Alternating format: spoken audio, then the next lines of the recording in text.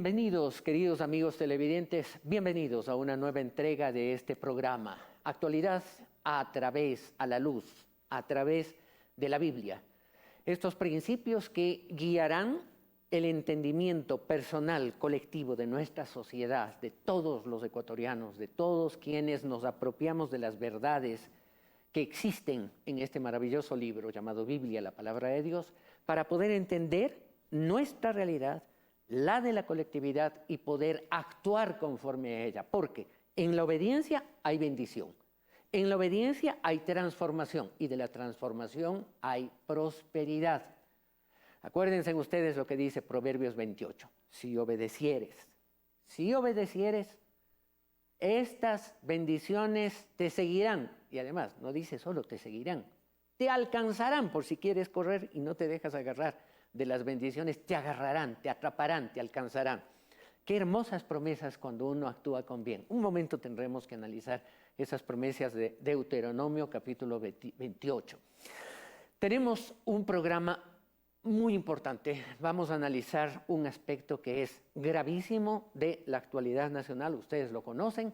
Y yo diría que es tan grave en equilibrio como el tema de la seguridad, el tema económico. Y para eso quiero dejarles a ustedes con la semblanza de nuestro invitado, un conocido de todos ustedes, un catedrático, un hombre de enorme experiencia en la finanza pública. No es solamente un economista general, no, es un especializado en el tema del conocimiento de finanza pública y banca.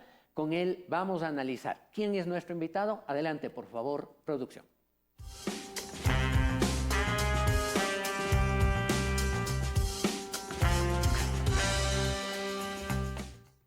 Esteban Melo Jácome, economista por la Pontificia Universidad Católica del Ecuador, maestro en finanzas por el Instituto Tecnológico Autónomo de México y experto en dirección de entidades financieras por la Confederación Española de Cajas de Ahorro y Fundación Carolina.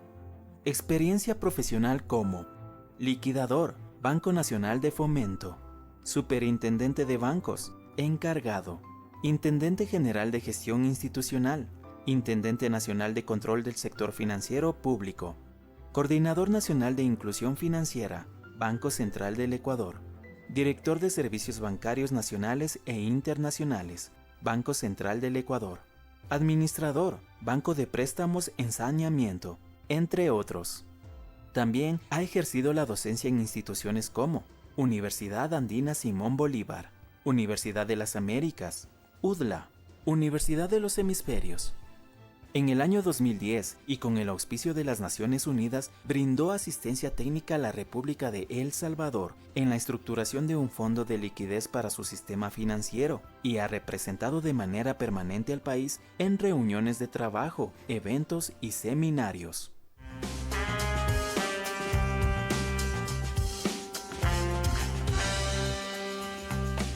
Como se los dije, un conocido de todos nosotros, un cordial amigo de esta estación, de esta televisión y de este programa en concreto. Tengo el gusto, es para mí un honor, el compartir este espacio de opinión en el área económica con nuestro invitado, el economista Esteban Melo. Esteban, bienvenido siempre. Muchas gracias por colaborar en esta importante tarea de hacer conciencia a las personas de en qué condición recibimos o estamos en el país.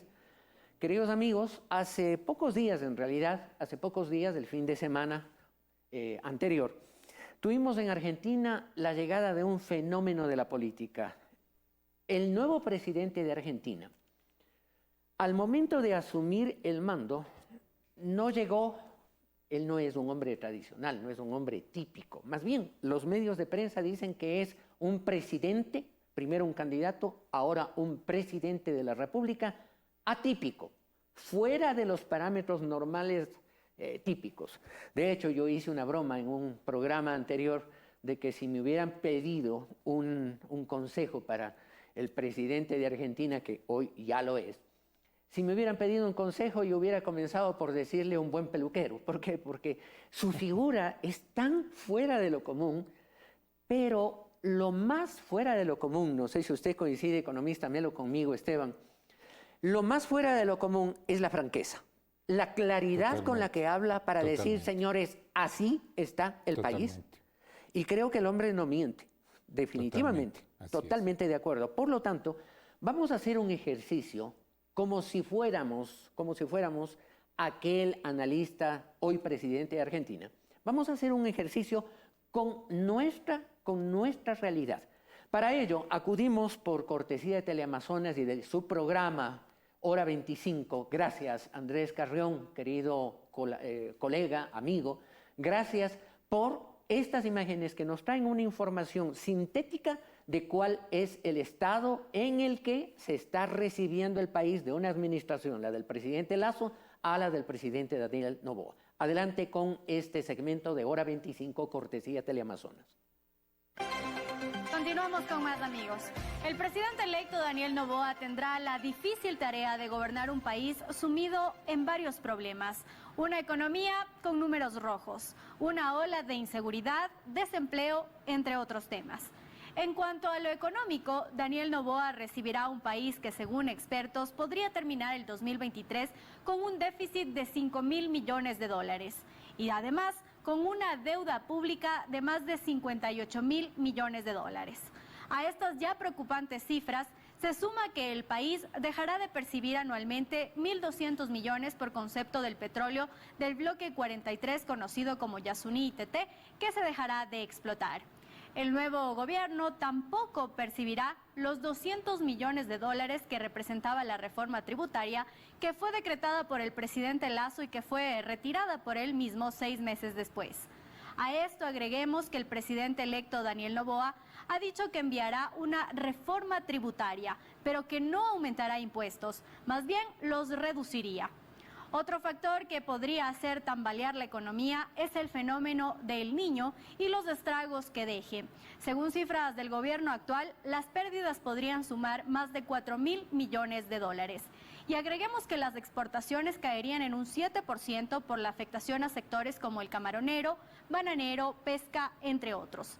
Además, según estimaciones económicas, la inversión tanto pública como privada retrocederá en el país un 0,1%. El siguiente año, reducir la cifra de desempleo es otro tema que deberá ser prioridad para el nuevo gobierno. Solo en octubre se registró un poco más de 75.000 actas de finiquito, es decir, un 20% más de lo que se produjo en el año 2022. Según el INEC, la tasa de desempleo a nivel nacional alcanzó un 3,7% en septiembre, por lo que respecto del 4,1% del mismo periodo del año anterior, experimentó una reducción no significativa de aproximadamente 0,4 puntos porcentuales. Pero lo más grave es que la informalidad sigue creciendo. 7 de cada 10 ecuatorianos están en el sector informal. ¿Cuáles deberán ser entonces las primeras acciones del gobierno de Daniel Noboa con este panorama? Con el paso de los primeros días de la administración del nuevo presidente del Ecuador, Daniel Noboa, hemos ido aterrizando un poco sobre cifras, porque estas que se presentaban en el programa de tanto prestigio, Hora 25, dirigido por Andrés Carrión, a quien saludo y agradezco siempre sus cortesías, estas cifras preliminares se han ido comprobando algunas. Obviamente aquella especulación del fenómeno del Niño, que las pérdidas serían de tanto. A ver, mientras no ocurran, no hablamos de ello. Hablamos de las cosas reales, lo que hoy sí tenemos y podemos comprobar. Economista Melo, así una visión de primer momento de estas cifras que hemos dado la vuelta. ¿Qué impresión, qué opinión le causan o le causaron a usted en ese momento? Y ahora que ha pasado el tiempo y vamos viendo y madurando la apreciación de las cifras, ¿qué opinión le da? Bueno, muchas gracias, doctor Larco, por la invitación. Es un gusto a través de este programa expresarme frente a la ciudadanía, aclarar ciertos puntos de la manera más didáctica posible. No hablamos de cifras matemáticas, fórmulas que están atrás de las finanzas y la economía, porque al ciudadano común lo que le interesa es entender de primera mano lo que está pasando. Y por esa razón acudimos a usted, porque usted es un profesor universitario, un hombre que tiene la experiencia para hablar sencillo, temas que pueden ser en un momento dado o por la forma como se los habla, o por, claro, son temas complejos, pero de todos modos, cuando se los transmite con el estilo que tiene usted de manera sencilla, la gente puede comprender su realidad. Gracias. Sí, la situación que estamos viviendo ahora en el país es una situación bastante compleja, muy compleja. Creo que la complejidad que estamos viviendo en estos momentos no la habíamos vivido ya antes en toda la era democrática del país. La situación está demasiado compleja. O sea, desde más o menos los años 1970 en adelante no hemos vivido una situación tan compleja como Una esta. situación tan compleja, obviamente con excepción del año 98, con la crisis financiera, que representó un cambio total en el funcionamiento de la economía, porque se adoptó la dolarización pues, en el mes de marzo del 2000, que llevó a eso, a una terrible inflación que nos llevó a eso. Con excepción de la crisis del 98, como usted bien lo indica, no hemos pasado esto. Quisiera hacer un comentario para poder entender lo que está pasando. Usted comenzó hablando sobre la posesión del nuevo presidente Milei en Argentina, haciendo alusión a que él habló con la verdad y habla con la verdad, y creo que es así. Cosa que no ha sido la característica en los últimos gobiernos de nuestro país. Decirnos las cosas como son. Él dijo en su posesión una frase muy clara: no hay plata. Esa misma frase estamos diciendo ahora en nuestro país. ¿Y por qué tomo esta comparación? Porque es una comparación muy cercana. Argentina tiene un nivel de endeudamiento externo equivalente al 50% de su PIB. Su PIB es aproximadamente de 633 mil millones de dólares. El PIB, recordemos, Producto Interno Bruto, no es más que la riqueza generada en la economía en un periodo de tiempo, generalmente un año. En un periodo generalmente un año. Entonces, el 50% del PIB, del Producto Interno Bruto, es deuda externa del país. Dicho de otra manera, si es que Argentina trabajara un año completo, eso es el Producto Interno Bruto, el producto del trabajo de un año, tendría que dejar de comer, gastar, lo que sea, tendría que no hacer nada durante medio año sin hacer nada, literalmente, levantarse y volver a dormir, tendría que medio año para poder pagar su deuda. Para poder pagar su deuda externa. Externa. Exactamente igual estamos en nuestro país. La deuda de nuestro país general está en alrededor de 70 mil millones de dólares, incluida deuda interna y deuda externa. La deuda externa son 50 mil millones, 49 mil y pico millones de dólares, la externa. Ya. Y nuestro Producto Interno Bruto son 100 mil millones, redondeándole, el 50% del Producto Interno Bruto. También, al igual que Argentina, representa la deuda externa que tiene el país. Con un agravante. Y el agravante es que del 50% que queda como riqueza, ya más allá de la deuda, nos hemos acostumbrado a lo largo de 20 años, si no es más, a seguir gastando más de lo que recibimos. Y seguimos gastando y gastando. Sí, es un tren de gasto realmente imparable el que tenemos por parte del sector público y también por el lado del sector privado en cuanto a consumos. Y no todos son consumos necesarios, porque siempre hacemos una comparación con las familias. Cuando la familia ya está muy apretada financiera, económicamente, lo que debe hacer es restringir sus gastos. Sí. Si no se restringen gastos, van a presentarse problemas muy graves, porque los niveles de deuda tampoco van a ser fáciles que la familia se endeude, porque no van a ser un sujeto de crédito positivo para un banco como para que le preste dinero, y va a tener que ir al chulco a tasas muy altas. Continuando con el análisis, en Argentina, el nivel de deuda que tienen con el Fondo Monetario Internacional es extremadamente alto, como 50 mil millones. Nosotros tenemos como 9 mil millones de la deuda. Se mantienen las proporciones. Las proporciones se van Argentina manteniendo. tiene una economía gigantesca. Exacto. pero más o menos 7, 8 veces más que el Ecuador. Dividimos para 6 y somos la situación de Argentina. Y ya, perfecto. Y los problemas, pero los problemas también, divide para 6 son mismos, igualitos. Exactamente igual. Impresionante. O sea, Y aquí estamos nadie- en una situación. Y aquí no se están tomando las medidas radicales que se deben tomar frente a la situación que estamos viviendo. Al menos algo positivo que podemos considerar es que en este nuevo gobierno un ministro de Finanzas nos está diciendo algo muy claro.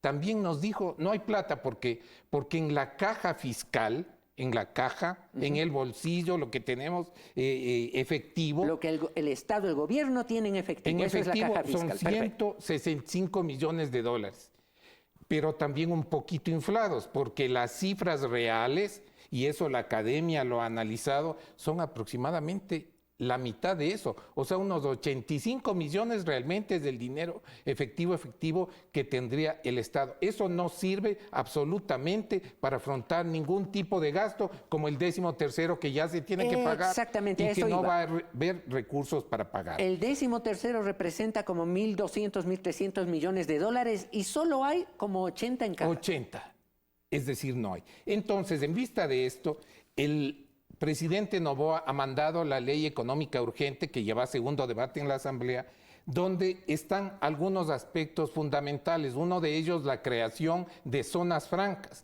¿Qué es una zona franca? Es un territorio, un espacio donde quien invierte no tiene que pagar impuestos, está libre de impuestos. Y si en ese territorio que se hace como una pequeña zona independiente, digamos, en cuanto a la parte impositiva, se llevan relaciones de comercio con otra provincia del mismo país donde está la zona franca, se toma como una exportación, como si fuese a otro país, porque quien está exportando a esa zona franca también se beneficia de los temas impositivos y de hecho la zona franca, las industrias que están constituidas ahí se benefician impositivamente. Eso es positivo. En nuestro país, en el año 91 del siglo pasado, en el gobierno de Rodrigo Borja, se implementó el tema de las zonas francas, salió una ley para las zonas francas en el gobierno de Rodrigo Borja, no es algo nuevo, pero en el año 2010 se eliminó la ley de zonas francas y a través de la ley para generar, recuerdo el nombre, ley de incentivo a la producción, se crea algo diferente a las zonas francas, diferente, ¿no es cierto?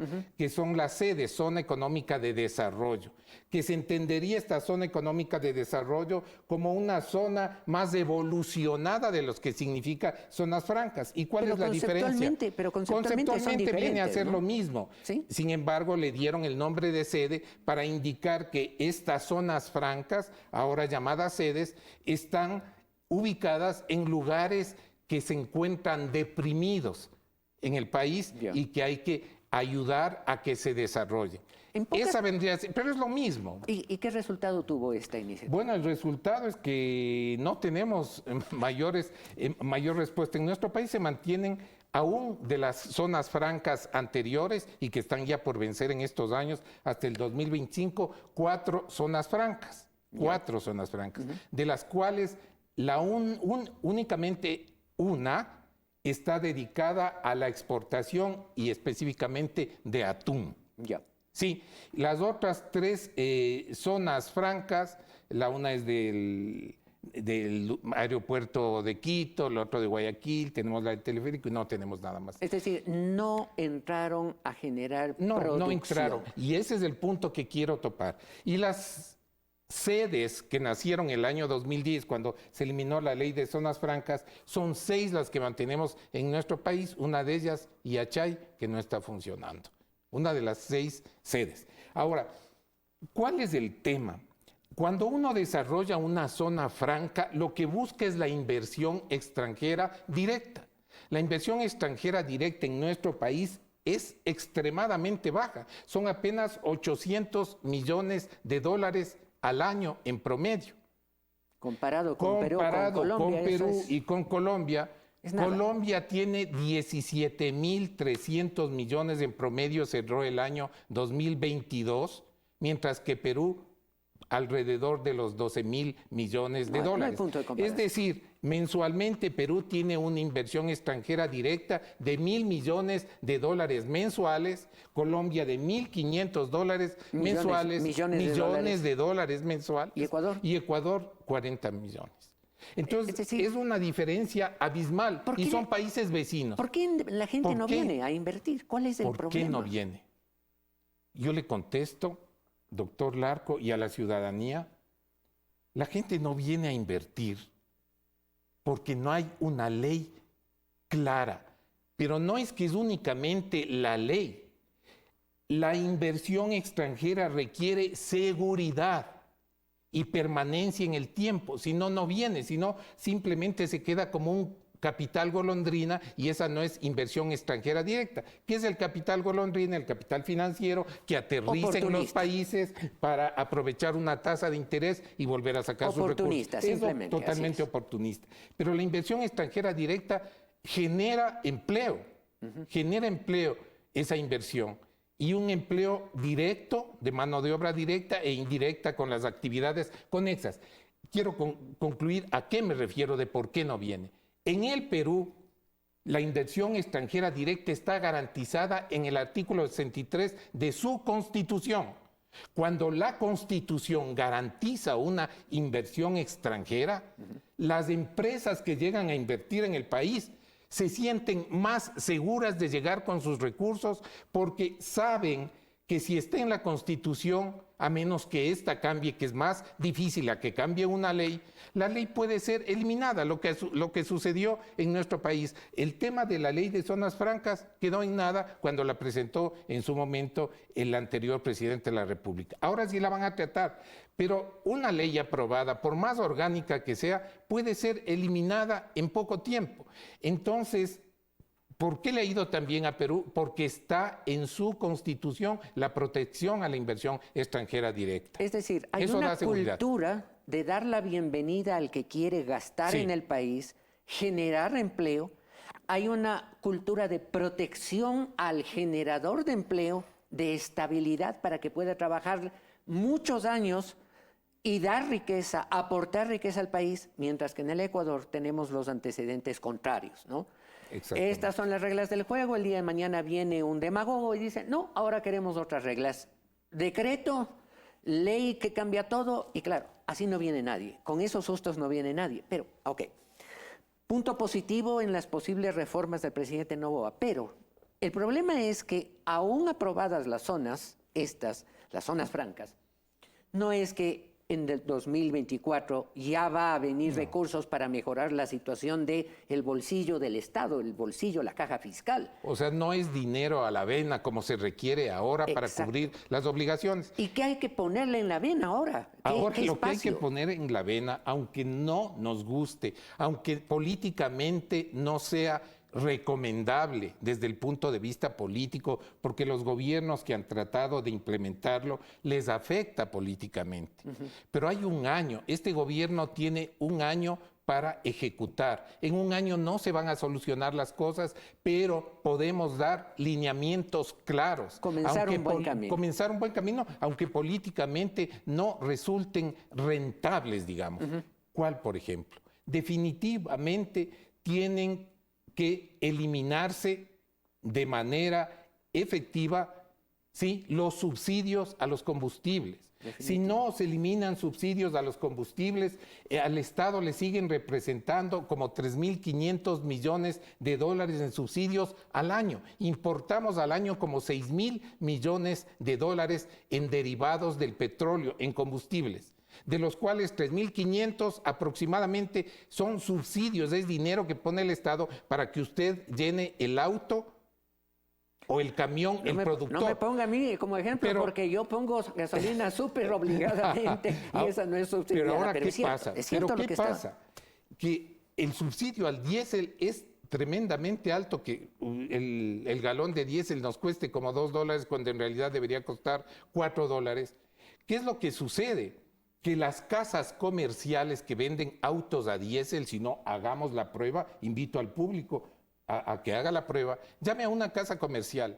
Los autos de lujo que son a diésel valen un 30% más que un auto de combustión a gasolina. Claro, pero no importa ¿Por que qué? valga 30% No importa, más. porque, ¿qué estoy diciendo? Te cuesta más este vehículo porque lo puedes llenar con diésel a un precio bajísimo y subsidiado Y a por el largo Estado. plazo sales ganando. Muy bien. Y quitar los subsidios a los combustibles sí es una inyección a la vena del presupuesto y la caja fiscal. ¿Y por qué no es tan complicado? Quiero ponerle otro ejemplo también. Cuando usted va a llenar su tanque de combustible en una gasolinera, le llenan el tanque y ya solo con la placa saben quién es usted, su nombre y absolutamente todo. Es decir, que quitar el subsidio se puede direccionar para quien realmente tenga que ser subsidiado, un transportista pesado, un agricultor, puede ser determinado porque esa información ya la tienen en las gasolineras, ya saben quién es usted. De ahí conectarlo con el servicio de rentas internas es una actividad nada compleja, se puede implementar ya, pero tiene un costo político. Déjeme darle la razón con un ejemplo economista. Cuando yo veo las noticias en un feriado, de Quito salieron 200,000 vehículos en el feriado, 200,000 vehículos salieron a las playas, a los alrededores, y con esto, cierto, se incentiva el turismo, pero esos 200,000 vehículos, supongamos que solo la mitad, 100,000, eran a diésel, lo cual no es exacto. Hay más vehículos hoy a diésel que de gasolina, pero en todo caso, pongamos un ejemplo fácil. 200,000 salieron, 100,000 son en diésel, y supongamos que solo gastaron, entre ida y regreso, 10 galones de diésel, lo cual es una cifra muy baja, muy baja. 10 galones.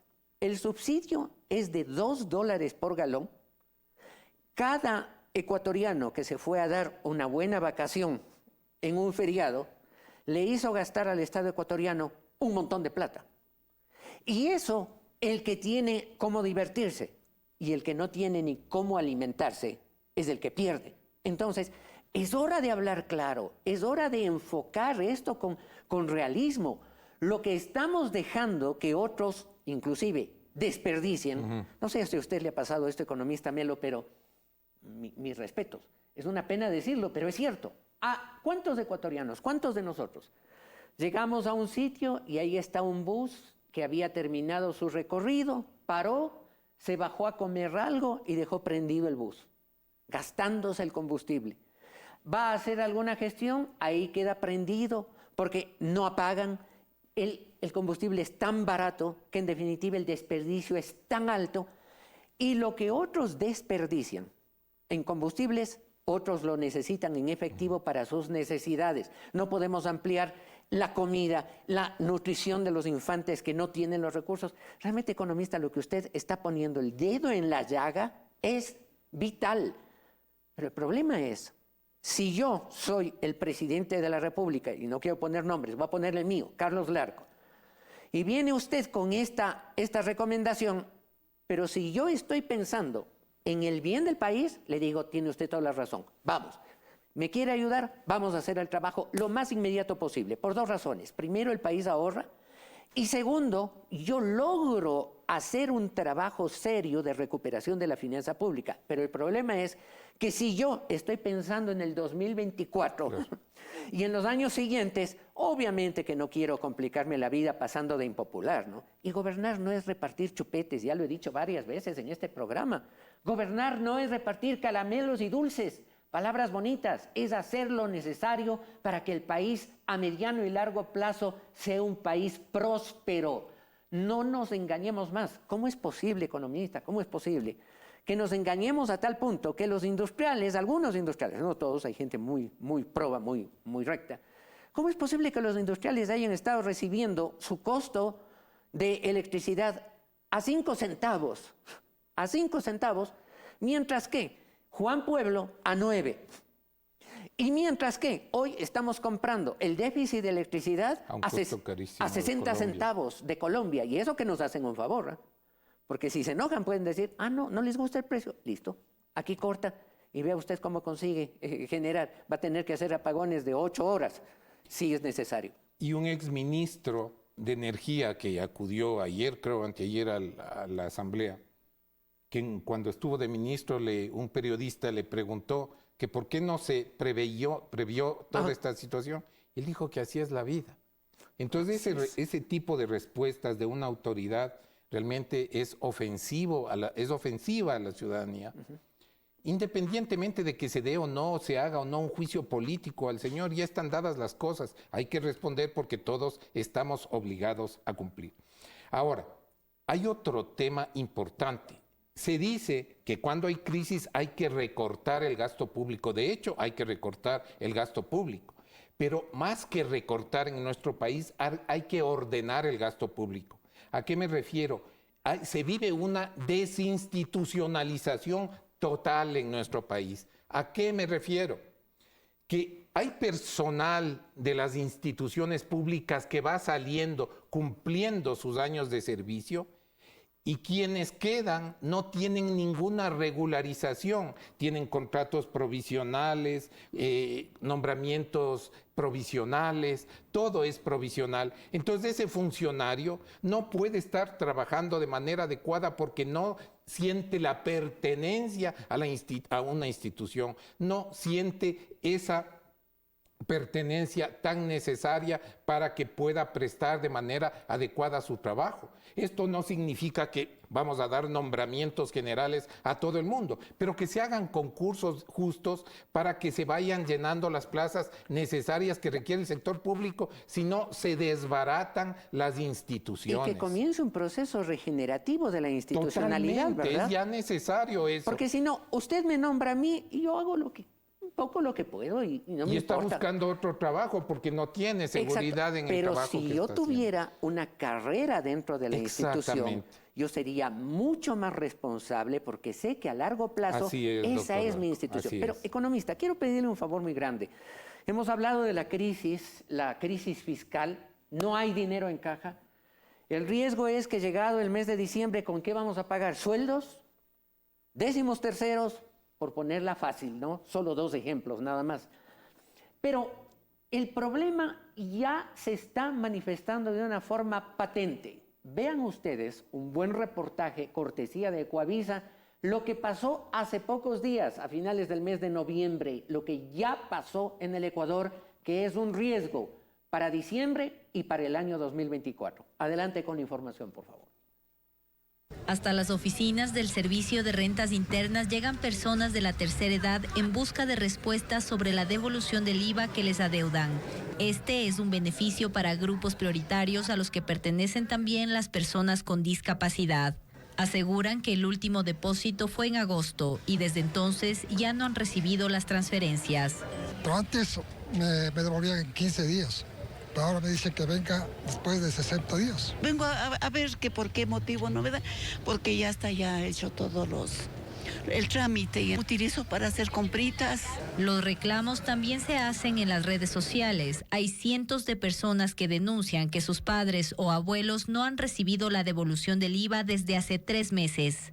El gobierno no tiene el dinero ni la fecha para el pago de estos rubros. El Ministerio de Economía y Finanzas respondió a Ecoavisa que está prevista en la programación de la caja fiscal de este mes cumplir con la devolución de 25 millones del IVA a personas de la tercera edad. Apenas se identifiquen los recursos que la financien. En el 2023 se han realizado más de 5 millones de trámites para la devolución de este tributo a grupos prioritarios, lo que representa $322 millones según cifras del SRI. Más de 2 millones de ecuatorianos pueden acceder al beneficio de la devolución del IVA. Solo 450,000 contribuyentes hacen el trámite, es decir, menos del 25% de los elegibles. Y esta noticia hace unión con otra que es verdaderamente grave. El Instituto de Seguridad Social de la Policía Nacional también tuvo problemas de caja para pagar puntualmente a sus jubilados que tuvieron que hacer alguna manifestación allí. Es impresionante, queridos amigos. Si no hacemos correctivos urgentes, y yo no veo nada de eso, no se habla nada de eso en el proyecto, al menos que me conste, ofrezco Si me salté un artículo o me salté un párrafo y no me di cuenta, ofrezco rectificar. Pero yo no veo nada en el proyecto económico urgente presentado, algo sobre comenzar reformas que den una estructura a mediano y largo plazo de seguridad a la seguridad social. No veo nada de reformas, no hay nada en el horizonte. ¿Qué va a pasar con los afiliados, con los jubilados? A finales de este año, ¿qué va a pasar con los jubilados? Los ancianitos que no reciben la devolución de su IVA porque no hay dinero en la caja. Dicen que lo van a intentar hacer a mediados del mes de diciembre, finales del mes de diciembre, pero ya no lo hicieron cuando tenían que hacerse, en los momentos que tenía que hacerse. La situación es gravísima. Y claro, el problema es que cualquier reforma, como lo acaba de explicar nuestro invitado, el economista Melo, no es de hoy para mañana, no es de aquí para fin de año. Cualquier reforma podría entrar a operar a finales del primer trimestre del próximo año. Mientras tanto, el déficit de caja de este año es grave. Pero alguien podría decirnos, gracias por explicarnos, está claro el problema, sin embargo, eso, como yo, como Juan Pueblo, como familia, como mi familia, Juan Pueblo, ¿qué puedo hacer para yo también tomar mis previsiones? ¿Qué es lo que recomienda un experto como usted, economista? Para tomar previsiones, porque la familia, y así como el Estado es una familia bien grande, ¿no es cierto? Y la familia es pequeña, el Estado es la multiplicación de las familias y las economías familiares, obviamente las empresas, pero se maneja como una economía familiar. Por eso es que yo siempre digo, en las funciones y en las decisiones que debe tomar el Estado, no debe abandonarse el deseo y esa ejecución que tienen las familias guiadas por la justicia y el amor con sus hijos. Tiene que ser exactamente igual a nivel de Estado. Buena recomendación. La familia tiene que estar unida, no dividida, no peleada. Claro. No dándose de golpes y con un solo presupuesto tratando de sacarse cada uno lo que más puede. Y el ejemplo es ese. Si yo estoy subsidiando en mi familia, haciendo un símil al subsidio de los combustibles, un subsidio a mis hijos para que se vayan a una fiesta, para que se vayan a divertir, les subsidio sus gastos. Mientras mi nivel de ingreso ha bajado totalmente, tengo que cortar ese subsidio en la familia para corregir los desfases de ingreso que tengo, porque los niveles de deuda, yo ya no soy sujeto de crédito fácil para quien me presta el dinero. Ya ni siquiera la tienda de abarrotes del barrio me quiere fiar para comprar el pan y el desayuno. A ese nivel estamos como país. Ya no podemos emitir deuda, porque para emitir deuda tendríamos que emitir a un promedio del 20% de rendimiento para volvernos atractivos en el exterior. Un chulco internacional. Sí, ya no podemos hacerlo. ¿Y por qué? Porque nuestro nivel de riesgo país, que ya está llegando a los 2.000 puntos, que es algo terrible, hace que tengamos que emitir una deuda más costosa, es decir, pagar una tasa de interés más alta por los bonos para que vengan y compren estos títulos. Nosotros no estamos emitiendo deuda desde el año 2017 porque ya no somos atractivos para el mercado internacional. Lo que hacemos ¿por qué no somos atractivos? Porque somos malos pagadores, pues, ¿no? Porque somos malos pagadores y porque no damos credibilidad. Colombia históricamente ha vivido una guerra de guerrillas muy fuerte desde hace más de 50 años, con Gaitán, ¿no es cierto? Y muchos políticos que despertaron esta situación en Colombia y han vivido por 50 años una guerra limpia. Así es. Y sin embargo. ¿Y por qué el sin embargo? Porque Colombia ha sabido cumplir sus obligaciones y respetarlas. Al mundo financiero no le interesa, es crudo lo que voy a decir, cuántos muertos hay en un país o cuánta gente está muriendo, sino qué nivel de responsabilidad en el pago de la deuda que emite un gobierno tiene. Si se sigue cumpliendo, va a haber flujos de recursos. Nosotros éramos hace años atrás un paraíso, ¿no es cierto? Aquí no había mucho crimen, ¿no es cierto? Así Igual es. nuestro riesgo país era alto porque no sabíamos cumplir nuestras obligaciones. Eso mide el riesgo país, no mide nada más. Las consecuencias de lo que usted dice en el plano práctico, en definitiva, están en los centros de arbitraje internacional, en las Así cortes internacionales, donde la irresponsabilidad de los gobernantes que han cambiado las reglas de juego porque les dio la regalada gana a mitad de camino, perjudicando al inversionista que vino a tratar de compartir su capital para generar fuentes de trabajo, especialmente en el área petrolera,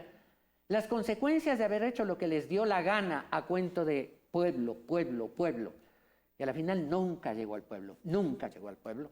Las consecuencias de eso, hoy el Ecuador ha perdido enormes juicios internacionales con esas empresas petroleras. Además de lo que debe a los organismos de crédito internacionales, hay que sumar lo que debe por sentencias en firme en contra del Estado ecuatoriano, multimillonarias. Lo que significa que si el economista Melo, y volvamos a tomar el ejemplo de la familia, el economista es nuestro papá, nosotros somos los hijos, y nos dice, hijos, estamos pasando una etapa bastante difícil, no más cine, no más fiestas, no más gastos no necesarios, vamos a concentrarnos en la comidita, vamos a concentrarnos cuando ya no haya más en algún tema de ropa, en las pensiones cuando tenemos que pagarlas, en lo básico. Pero ahí tenemos dos opciones. Ok, papá, tiene toda la razón, tiene toda la razón. Vamos a apoyarle, listo, yo no voy a hacer esto, gracias, gracias, vamos a apoyarle. Y si puedo algún trabajito encontrarme, pues traeré, aquí está, para que nos ayudemos todos, somos una familia. Qué bonito sería, ¿no? Ya que la familia, el Estado, el país es una gran familia, como lo decía hace un momento el economista Melo. Pero, ¿qué tal si yo soy de los otros hijos? Ah, no, pues, ¿qué pasó? Pues, ¿cómo así? ¿Cómo así no voy a dejar de ir a fiestas? Si es mi vida, es mi juventud, es mi problema. Y un día ya me voy de la casa. Así que yo tengo que vivir la vida. Por lo tanto, usted tiene que seguir dándome lo necesario. Va a llegar un momento en que usted con cariño sigue dando un poco, hasta que un rato usted va a tener que decir, qué pena, ya no tengo. Se acabó. ¿Por qué no voy a afectar al resto de la familia? Exactamente. Y un tema, creo que es importante decirlo porque lo vivimos, creo que todos, y lo vive a nivel de la ciudadanía en general, el ciudadano de a pie. Más allá del color de la bandera política, a la gente le interesa un gobernante que le permita, como coloquialmente se dice, parar la olla. Porque el rato de parar la olla para poder comer, ¿sí? Es que es lo vital del ser humano.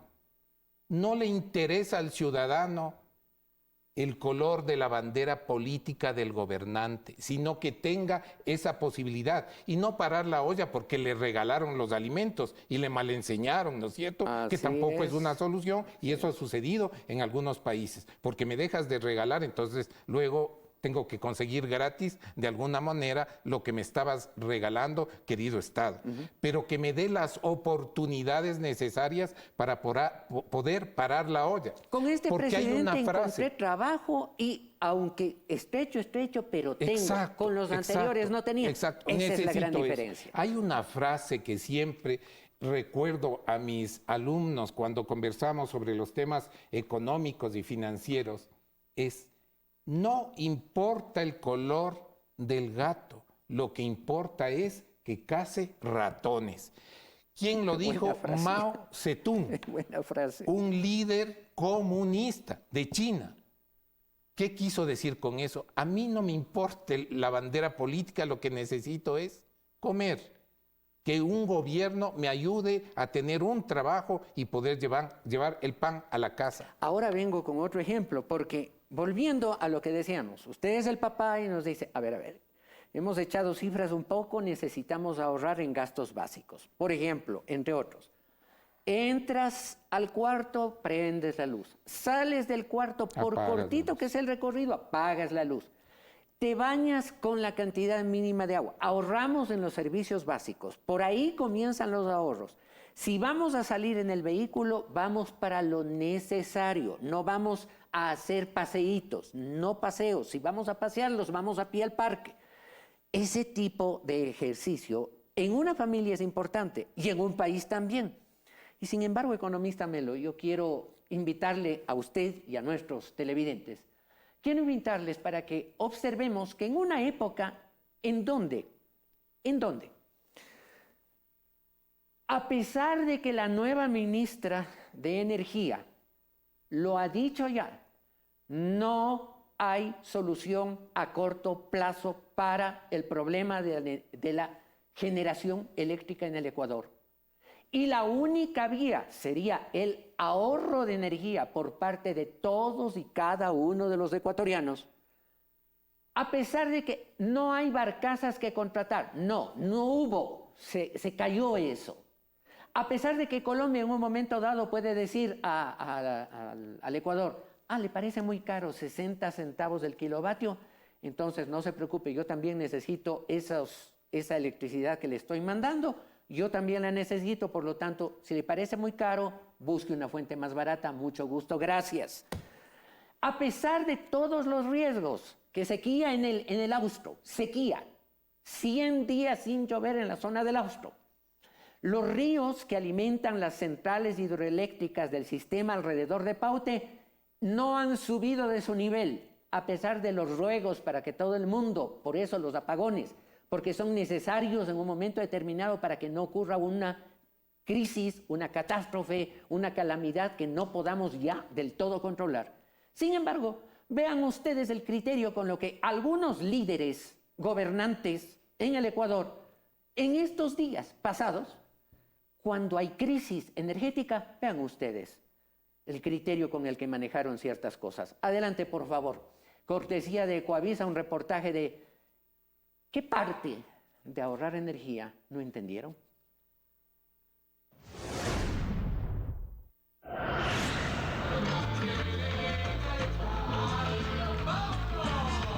El ambiente navideño en Esmeraldas arrancó al son de la marimba. El espectáculo artístico comenzó la tarde de este viernes y se extendió hasta la noche. Más de 1.200 personas acudieron al Malecón de Las Palmas. 5 grupos musicales y de danza se movieron al ritmo de villancicos. Súper bonito y esperando, ansiosa más que todo con mi niña, que enciendan el árbol.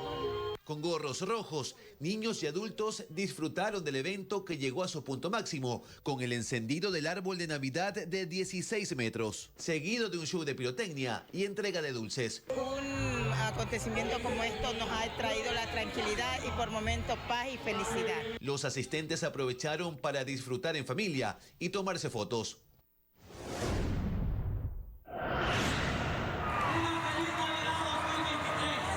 Un espectáculo se vivió en el Parque Sucre de Riobamba. 1.500.000 luces LED fueron parte de la decoración navideña, que incluyó un árbol de 22 metros, 65 figuras, pequeños castillos, un pesebre y 4 túneles que cruzan todo el sitio y que fueron recorridos por cientos de asistentes. Estar alegre con las luces y la música que nos ayuda esta noche. La apertura de las luces navideñas va a ser un atractivo para toda la ciudad, también para los visitantes. 18 cuadras estuvieron llenas de decoración navideña. Además, grupos de vallenato pusieron a bailar a la gente. Para ahorrar energía, la empresa eléctrica de la ciudad señaló que se instalaron paneles solares y un generador. En la explanada de Archidona, provincia de Napo, inauguraron la temporada navideña con un desfile. En el cantón, 2 meses de trabajo se transformaron en esto, el árbol de Navidad más grande de la Amazonía, construido con 30.000 botellas plásticas recicladas y fue encendido anoche. 40.000 luces LED se utilizaron para iluminarlo. Además, se armó un paseo navideño que cerca de 1.000 personas recorrieron en la explanada de la ciudad, que se enciende desde las 6 de la tarde. Déjenme decirles algo y con mucho respeto, mucho respeto. Primero, si alguien cree que ese es el espíritu verdadero de la Navidad, está totalmente equivocado. El espíritu verdadero de la Navidad no está en cuántas luces ponemos en un árbol de 10, 20, 30 metros, cuántos miles o millones de luces prendimos en los parques, que los pesebres. No, definitivamente. Yo vengo de una familia que siempre evocó Navidad con mucho cariño, con mucho respeto. Siempre decoró mi mamá, siempre decoró la casa de una forma sencilla, pero muy cariñosa para evocar este tiempo en donde ella, en lugar de dedicarse a cantar villancicos, salía a su almacén al centro de Quito a rajarse desde las 8 de la mañana hasta las 9 de la noche, porque era la época en la que ella, trabajando así con su equipo de vendedoras y colaboradoras, a quienes recuerdo con cariño, en esa época era cuando podían hacerse los ahorros que la familia necesitaba para poder atender al hijo y a la hija en sus estudios. Hacer la vida de familia con alguna solvencia, gracias a Dios. El espíritu de la Navidad no es ni siquiera el rajarse, es una responsabilidad inspirada en la obra que Dios dio a los padres para que hagamos la tarea. El espíritu de la Navidad va muchísimo más allá, inclusive, que la obra de los padres. El espíritu de Navidad va a la obra de la reconciliación del Dios Santo, el único sabio y verdadero Dios, como dice la Biblia, a través de su Hijo Jesús, con un mundo desobediente, un mundo que no cree en Él y que le empuja. Cuando Dios dice algo, le empuja, o se hace loco, o se esconde como el avestruz. Es la reconciliación de un Dios que quiere al hombre caído darle la mano y levantarlo, sin luces LED, sin paseos, sin orquestas. No, solamente con la maravillosa orquesta celestial, que el día del nacimiento del Señor Jesucristo, coros de ángeles cantaban: gloria a Dios en las alturas y en la tierra paz, buena voluntad hay de Dios para con los hombres. Ese es el verdadero espíritu de Navidad que debería plasmarse en cosas muy concretas en un país en crisis. Si por culpa de nuestro derroche, la fiesta, la jarana, la orquesta, el árbol, el parque, el mapping en instituciones públicas, el desperdicio de energía, si por culpa de nuestra irresponsabilidad vienen los cortes, el comerciante pequeño que vive del día a día de sus ventas, al no tener electricidad, no podrá tener los ingresos necesarios para su familia. Esta es una labor, un círculo vicioso o un círculo virtuoso. Es nuestra decisión. Eso es ser cristiano. Eso es el espíritu de la Navidad, queridos amigos. A propósito de la práctica de las virtudes cristianas, la obediencia a las autoridades en lo que es legítimo y correcto, como este pedido de ahorrar, este pedido de ajustarnos los cinturones. Un experto como el economista Melo lo está diciendo. Y realmente, economista, indigna. Usted me perdonará la indignación que yo tengo al expresar estas palabras, pero indigna ver un país que se mueve irresponsablemente. Nos queda ya poco tiempo, pero creo que es muy importante a propósito de este espíritu de Navidad, porque usted ha sido muy cordial con nosotros y yo había recibido de parte de la Red Cristiana Militar un obsequio que es para ustedes, estas personas de buena voluntad. Gracias, que vienen a darnos de su conocimiento, a ilustrarnos a los ecuatorianos, que es un pequeño libro, un Nuevo Testamento, el que habla de ese Dios maravilloso que uno lo puede llevar en el bolsillo para cuando sea necesario abrirlo, leer y sanar el espíritu a nombre de este programa, pero sobre todo de nuestros amigos de la Red Cristiana Militar. Doctor. Gracias por su gentileza. Por favor, recíbalo con mucho cariño. Gentil, así lo haré. Y volvamos al comentario positivo en medio de todo esto. ¿Qué crisis vive el país? No es solamente económica, energética, no. Es una crisis de actitud. Sí, realmente debemos hacer un cambio radical a las decisiones que se deben tomar. Yo conversaba con unos amigos hace unos días. Al actual presidente Noboa, recién estrenado en el cargo, se le ha cuestionado que no habla mucho, que a veces no se entienden las cosas que él está planteando, que cuando se expresa, no se expresa de una manera muy convincente o de una manera locuaz es la palabra, ¿no es cierto? Y lo que nosotros podemos darnos cuenta de esto es que no necesitamos gobernantes que hablen bonito, necesitamos gobernantes que ejecuten, que hagan las cosas. Y yo sí espero, como esperamos la mayoría de ecuatorianos, que así se haga en este periodo tan corto que tenemos.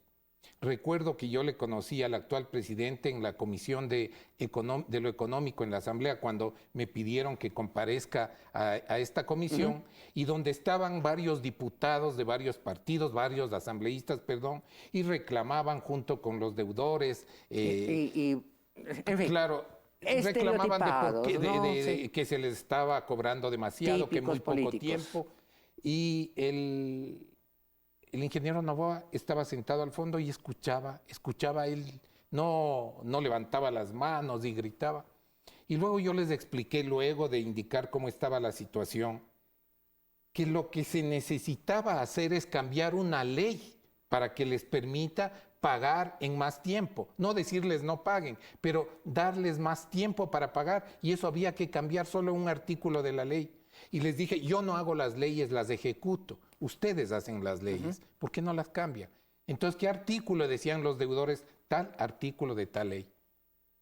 El ingeniero Noboa escuchó, agradeció, me pidió mande la documentación que se requería, la mandé y entiendo que estuvieron analizando para hacer el cambio en la ley, que es lo que se necesitaba. Es decir, usted destaca que no es un hombre, más bien, es un hombre de ejecutorias. Es más un buen oidor que un... Sí, exactamente. Que un locuaz locutor. Exactamente, a eso iba. Okay. Y es lo que esperamos todos, ¿no? No esperamos que un presidente nos hable bonito, sino que ejecute bonito. Economista, con lo que quiero necesitamos. agradecerle profundamente. Se nos fue el tiempo, es tan emocionante escucharlo a usted. Quiero agradecer profundamente al economista Melo esta nueva participación que nos ayuda a entender tantas cosas. Y quiero decirle, a nombre de este programa, de este canal, que Dios bendiga su vida, bendiga su familia. Gracias, doctor. Un hombre muy trabajador, muy esforzado. Y quiero decirles a todos ustedes, queridos televidentes, que este esfuerzo de poner la Biblia al servicio del entendimiento de nuestras realidades ya no nos es solamente propio. Con mucha alegría he visto que un famoso economista, igual que usted, también en un canal colega, ha comenzado a hacer algo parecido. Y con esto quiero despedir este programa, darles un abrazo, un saludo a todos ustedes y dejarles con esta nota muy simpática de Economía para Todos, cortesía Teleamazonas, en donde también están comenzando a hablar de realidades económicas a la luz de la Biblia. Gracias, economista, gracias queridos televidentes. Adelante con la nota. Amigos, bienvenidos. Hoy vamos a hablar de un tema bíblico. Sí, de la Biblia, porque en la Biblia también hablan de economía. Y lo hacen, por ejemplo, en la famosa parábola de los talentos, esa parábola en la que un señor encarga a 3 de sus servidores la administración de una parte de sus riquezas mientras se va a un largo viaje. Y a uno de sus siervos le da 5 talentos, que era la moneda antigua de gran valor. El siervo pone a trabajar esos recursos y cuando regresa a su amo, ese servidor le devuelve los 5 talentos y le entrega 5 más. En premio, por haber sido sabio haciendo que los recursos produzcan, el Señor le regala todo ese dinero. Y a un segundo siervo le entrega 2 talentos, que también los pone a trabajar y al retorno del viaje de su amo se han convertido en el doble. Como premio, el Señor también le entrega eso a su empleado. Y finalmente, hay un siervo que recibe 1 talento y no lo hace trabajar, no lo hace producir y más bien lo esconde bajo tierra. Cuando el amo regresa, le devuelve el único talento que le había dado, que se quedó bajo tierra, y el amo se enfurece que no haya hecho producir los recursos que le ha dado y le castiga. Fíjense ustedes que hasta en la Biblia es mal visto dejar los recursos improductivos bajo la tierra. Muchas gracias.